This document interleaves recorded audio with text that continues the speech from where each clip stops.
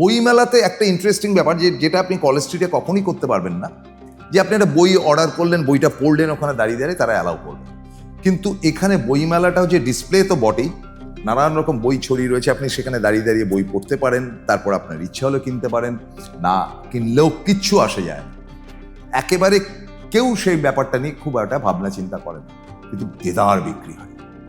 আমি বইমেলা কমিটির ত্রিদীপ চট্টোপাধ্যায় ইত্যাদির কাছ থেকে জেনেছি যে সারা বছর কলেজ স্ট্রিটে যে বিক্রি হয় তার প্রায় 80% মতন অতিরিক্ত বিক্রি কিন্তু এই বইমেলাতে হয়।